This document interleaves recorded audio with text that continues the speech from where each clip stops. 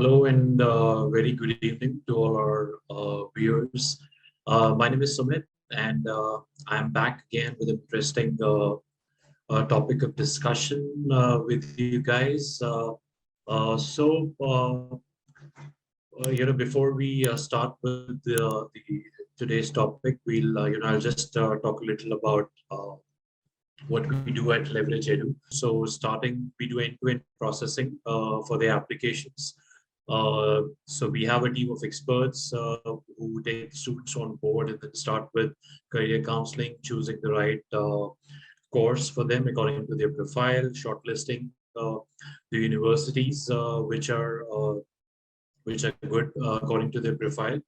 And then we start with the application process. We make applications for the students. Also, we help the students with editing of their statement of purpose and letter of recommendations, which are very critical for the successful outcome of their applications. Then we chase offers on their behalf and also help students with their visa process. Also, any kind of financial assistance required by the students in terms of the loan that they're looking for, education loan they're looking for their process. We help the students with that as well. Also, we make arrangements for the accommodation of the students on campus and off campus. So end-to-end processing is done by a team of experts and take care of the entire process of admission, and will be there with you throughout your journey of reaching at your dream university campus. There are a lot of students who are confused, when opting for management courses. They have this confusion between, what course actually they should opt for. Whether they should go for a master's in management or it should be a professional MBA that they should go ahead with, which course will suit best to their profile and offer better return on investment, and also offer great job and career prospects post they complete their degree. So in today's session, I'll be covering a few things, starting with the target audience who are best suited for MIM and MBA programs, the objective behind students selecting MIM and MBA programs, the cost involved, the average duration of the programs, the requirements in terms of if any work experience is required or any kind of GMAT score that is required in taking up these courses. Also, the career prospects post the student complete their degree. And also we'll be talking about what is basically the pedagogy. What is the teaching style? What is the way or the style of imparting knowledge to the students? Yeah. So starting with the target audience, we'll first take up the target audience that select MIM programs. So basically, MIM program is something which is opted by fresh graduate students who are just out of college, and they're looking for some kind of they're looking to acquire some skills and knowledge around management. They're the best suited for MIM degrees. These students are fresh out of college and they just want some kind of knowledge. Then going ahead will apply for some jobs in these respective areas of their interest. However, MBA, the target audience is entirely different. You'll find people between the age group of 26, 27, going up to 30, 35. These are people, MBA program, it's not a program like in India. Overseas, it's a mid-career development kind of program where students, they're already holding some kind of work experience, and maybe they're looking to change their industry, or maybe they have good 5 to 6 years of work experience in an organization and are planning to climb the ladder of hierarchy in their organization. Also, people who are looking to grab some top management and strategic roles in the organizations that they're working for. MBA program is a mid-career development kind of program. So in a classroom, you'll find people with the age group of 27 to 35, with people with a lot of work experience. So yeah, that is something you'll find in a normal MBA class on an overseas campus. Yeah. Second on our list is the objective behind doing these courses. So as I've mentioned that an MIM course is something which is opted by young students who are just out of their college and they're looking to acquire some kind of knowledge and skills um, around management, and post which they apply to jobs in their respective areas and fields. So these are young graduates between 21 to 25 years, and they're just new to the concept of management. They basically have no idea regarding management, and they're looking to acquire these knowledge and skills from in a classroom environment. However, MBA, again, as I mentioned before, the primary objective of the students doing an MBA program is to climb up the ladder of hierarchy, gain a lot of knowledge and experience, which will make them ready for the next level that they're looking for, and also people who have spent a good amount of experience, time in the organizations, and are now looking at some key strategic and top positions in the organizations.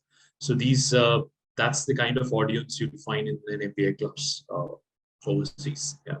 So that's the main objective of the students opting for these two programs. Yeah. Third on the list is the average duration of the program. So the duration of the program of both MIM and MBA again differs and varies course to course. Then also the from university to university, from a study destination to another study destination. So it's different for various countries. For example, Australia, New Zealand, Canada, US, majority of the MBA programs you'll find they are 2 years programs, barring a few executive programs which are for 12 months or 16 months. However, majority of the MBA and MIM programs that you find in these study destinations are for a duration of 2 years. Talking about UK, all MIM and MBA programs are a 1 year program. Yeah. So again, the duration depends on the study destination you're opting for, the university, and the course specialization that you're opting for. Yeah. Then we'll talk about the requirements for these programs. So for an MIM program, you would not require a GMAT, which necessarily is required for MBA programs across the various study destinations. Also for MIM programs, there is no work experience required. However, for MBA programs, as I've mentioned before, a minimum of work experience that is required is 2 years, and then it goes up to 4 years, 5 years, or 6 years. So students opting for MBA programs have a considerable good amount of work experience. Yeah. So that is about the requirements. Now coming to the cost involved for the program. So an MIM program would initially cost you around $17,000 to $20,000, and if I talk about an MBA programs, it would range between $35,000 to $40,000. Yeah. So an MBA program is comparatively more expensive than the MIM programs. So yeah. So students keep this factor also in mind when they're selecting an MIM program or an MBA program, because there are students who don't have that kind of budget that they can afford an MBA degree, so they take up an MIM program. And the students who generally have good 4 to 5 years of work experience have a good amount of saving in their account and then spend the same on their MBA program. Pedagogy, the way the program is delivered So an MIM program basically is a lot theoretical in nature. You'll find students in a classroom. There's a professor who's teaching, and majority of the course content is taught from the textbooks, and it's quite theoretical in nature. However, if I talk about an MBA program, these so in an MBA classroom, you'll find people who have good amount of work experience, and there's learning from each other. There's best practice sharing. There's working on assignments, live projects, and case studies. So this is more practical in nature, and students come across different kind of situations and scenarios where they have to act, and there's a lot of critical thinking and problem solving involved in the course curriculum. Yeah, so an MBA program is more practical in nature, and comparatively, if I talk about MIM program, it's quite theoretical in nature, and students learn from their textbooks. Yeah. Coming to the average salary and the career opportunities that are available to students post completion of these degrees. So once a student completes the MIM degree, he gets into a job where the average salary is around $60,000 to $70,000. However, an experienced guy who comes out of an MBA, like doing an MBA from the university, would get into some strategic and top key positions, and would earn somewhere between $90,000 to $100,000. Yeah. So if I compare these two programs, the average salary range for an MBA graduate is much more than an MIM graduate, and that's for obvious reasons. Because the cost involved is also more. Have joined MBA just to get to the top strategic positions, and definitely at these top strategic positions, they are paid more. So that's the difference in the average salary range. If I talk about the career prospects, so people who have done these management degrees can basically uh,